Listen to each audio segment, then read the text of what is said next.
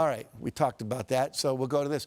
E plus R equals O again. I want to give you a business example. A friend of mine during the first Gulf War was a Lexus dealer, and people stopped coming in to buy Lexuses. They were all watching CNN and CNBC and watching the war on TV. And plus, we were having a minor recession, so people were holding on to their discretionary income.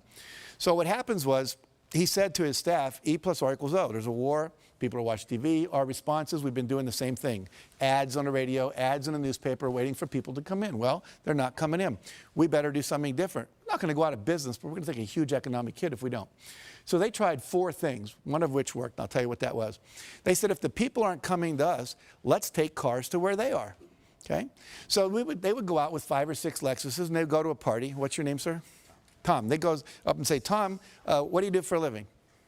I'm an investment banker. You're an investment banker. How's the investment banking business doing these days? Great. Doing great. What's he eventually going to ask me? What do I do? And I'm going to say I'm a Lexus dealer. And then I would say, have you ever driven a Lexus? Yes. Yes. Did you like it? Loved it. Loved it. You know, we have a new LS400 outside, never been ridden by anyone. It's got the new Nakamichi sound system, quadraphonic sound. It's got the tilt-back mirrors. It's got the new seats that have the air that comes out that can keep you warm or keep you hot, depending on what you need. Would you like to take a little spin with me, see what it's like? Great. So we go and we take a little spin in the Lexus. Now you come back in. Let me ask you a question. How many of you have ever test driven a new luxury car and then got back in your old car? You know that feeling? You were really satisfied until then. Well, they ended up selling over 60% of the people they did that with a new car within 2 weeks.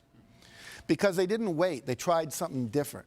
And if you keep experimenting like that, you'll find the R that works, but you have to be willing to take a risk. And the reason most of us don't do that is we don't want to feel uncomfortable, because all new things require discomfort.